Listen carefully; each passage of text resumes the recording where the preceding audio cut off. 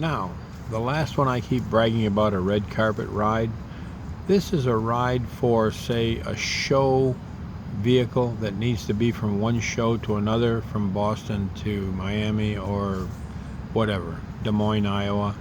And they need it there, but they need it there pristine. They need it there that you didn't steal anything, wreck the damn thing, be late, get drunk, get arrested, whatever. They need the top end. Once you qualify for that, which is hundreds of thousands of safe miles, and trust with the dispatcher if there is such a thing, they will take you from anywhere in the U.S., fly you, ground transportation's covered, meals are covered, everything's covered. They'll fly you to the location. Now, one of them, I moved quite a few of them for golf pros. I moved their 1.2 buses, sometimes with a tow vehicle, from point A to point B. They have two of them. When they're doing an East Coast tournament, you move the West Coast bus. When they do the West Coast tournament, you move the East Coast bus from, say, Miami to Boston, or from Oregon to California, whichever. But they pay everything, right from start to finish, from the moment they pick you up to the moment they drop you off at point B. And there's always somebody there to wash it, prepare it for them. You don't have to do a darn thing. Just don't eat, smoke, or sleep in the vehicle. And they'll pay you to do all that. They pay you most of the time at least double, sometimes triple the per mile cost. Those are the ones that you stop everything and you do those, because those are the ones to run after. Now, we're going to switch up and talk about your picking your vehicles.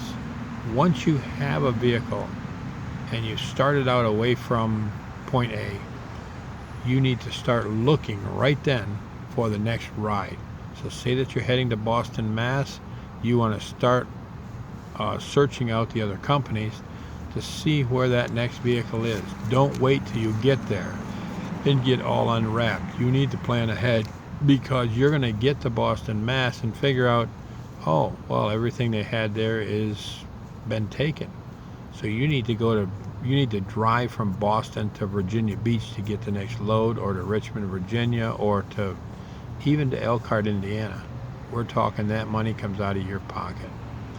And this pays off in the long run in the fact that the dispatchers, once they get to know and trust you, they'll start setting you up with loads in advance. But you need to keep on top of it yourself at all times. And I'm saying this because I have had as many as 5 vehicles assigned to me at one time for one area. And this is picking up all their loose ends in one area. They trust that you're going to get them done somehow, and they assign them to you. And I'll talk about picking up and staging multiple vehicles in another chapter. Now, here's a story from my early years in transporting. I find a load coming out of Elkhart, Indiana, out of the factory. It's a nice 38-foot RV, big, expensive, $700,000 unit going to Newfoundland.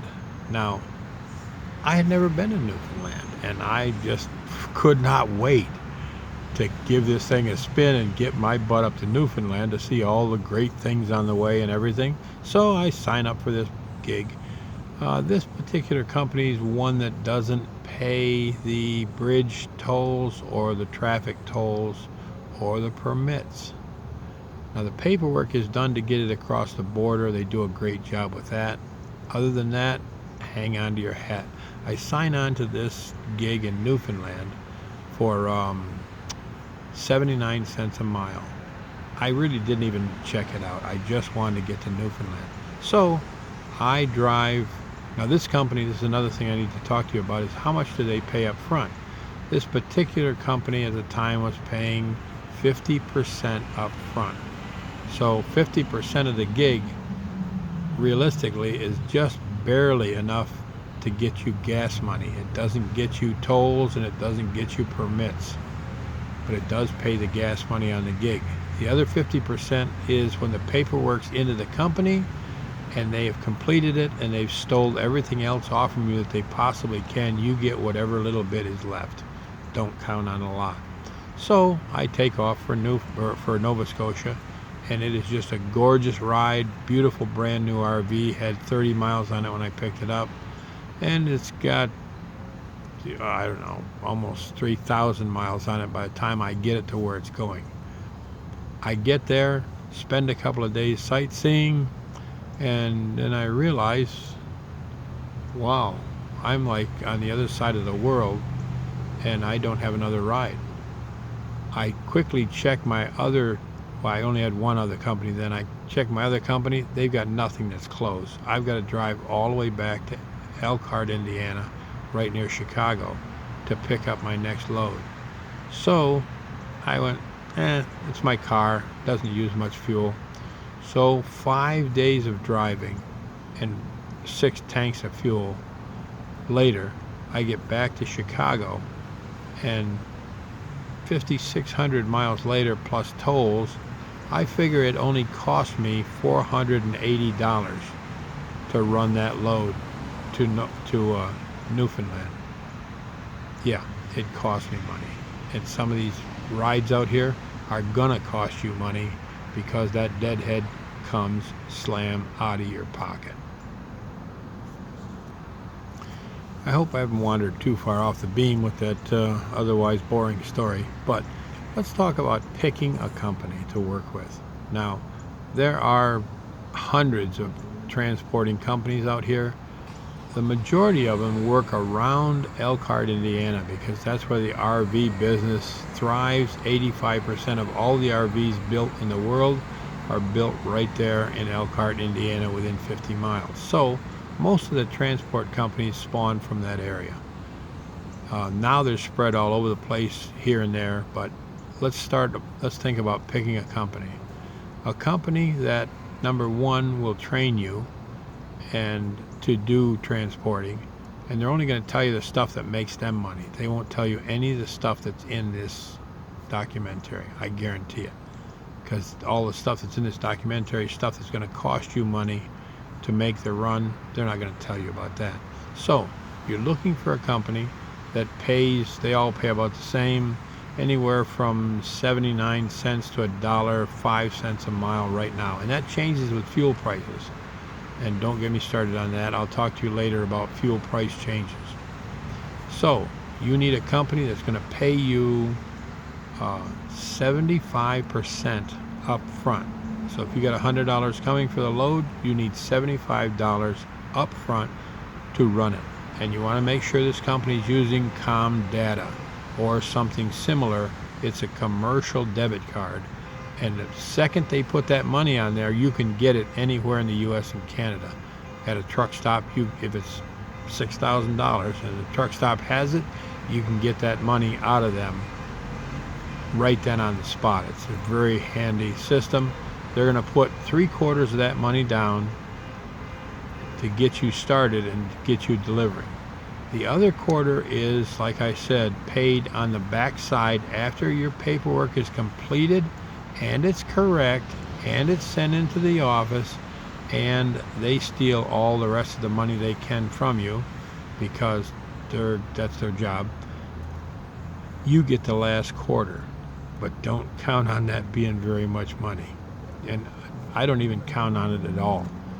If you can't get 3/4 down up front, some places will run you for 50% up front, but I guarantee you cannot move the vehicle there and pay the mortgage on 50% up front. And with what they steal on the backside, you can't even pay the mortgage, to say nothing about buying groceries. I hope I haven't rambled on too far here. Okay, so you're going to pick a company that'll pay you 3/4 up front. You're going to deliver that load and get the backside money and the expenses like tolls and that. Make sure the company's going to pay those. All of the tolls and everything are paid by them, and they'll reimburse you for that. But as you go to New England and cross the Hudson River, it's like $56 per crossing. You can have $500-600 in just tolls at the end of the week. So be prepared to have some money in your pocket too. So that I don't take you too far off the beaten path, let's talk about what the company supplies you.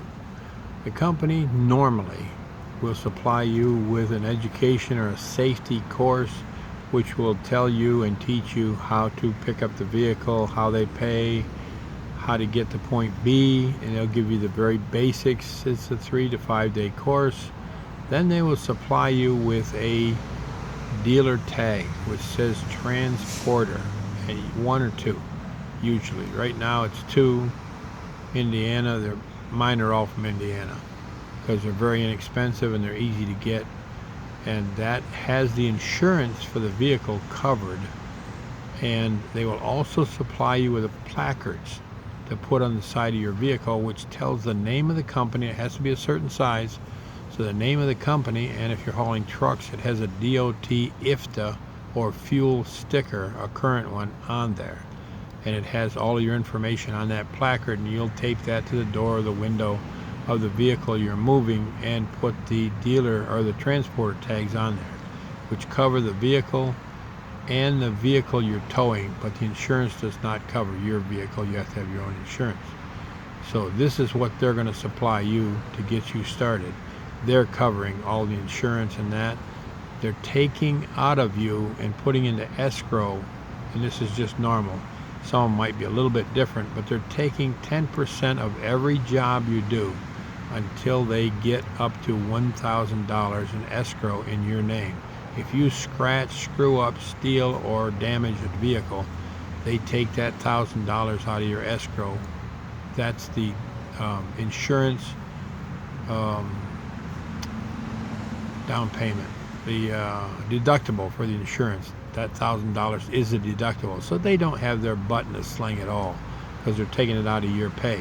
Then they start taking, after the first damage or report, they're taking 10% till you get to $1,500, and that $1,500 is taken out of your pay. So the first $1,000 is the insurance deductible, and they pocket the other $500, and then that continues on, usually 2 or 3 accidents or damage reports, and you're done anyway. So anything after the first $1,000 is $1,500. More film at 11. I'll catch you on the next chapter.